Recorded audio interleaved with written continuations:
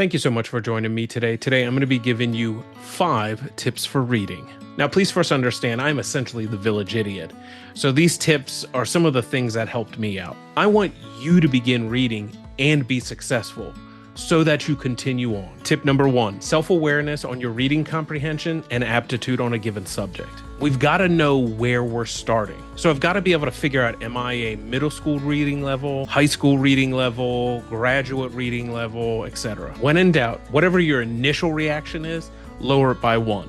For example, if right out the gate you're like, yeah, I'm a high school reading level, let's try to find some books that are perhaps middle school to like first year in high school. Starting too high may discourage you to the point that you stop because it's too difficult. There's absolutely nothing wrong with saying, I need something super basic. I need like a 5th grade reading level. It's 2025, and I can assure you those books exist. You just have to look for them. Tip number 2, read book reviews. I check Amazon reviews for how many stars a book got and what the buyer comments say. Pro tip, if you're a middle or high school level comprehension and seeing the reviews have these long essays, dissertations, or a whole lot of $10 words, this book ain't for you. And that's totally fine because there are books for you. There may come a time where you really enjoy this book, but I want to focus in on right now. If you have a friend that likes to read, ask them about some of the books that they have read for their reviews. You can ask them more probing questions like, did you comprehend as you were reading what the author was trying to convey? How easy was this book to read? What were some things that took a while for you to grasp? Tip number 3, don't read introductions. This is pretty straightforward. I do not read introductions. I've just too many times in the past been about halfway through the introduction and just been bored to tears.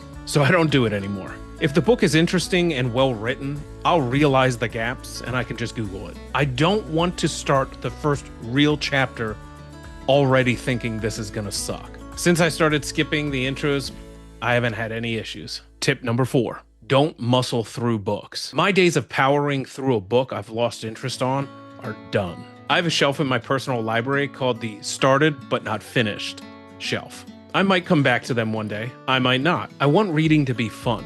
So if I lose interest or the book's not written to my liking, I move on, full stop. I don't waste any more time on that book, and I can focus on potential books in the future I will have interest on and enjoy.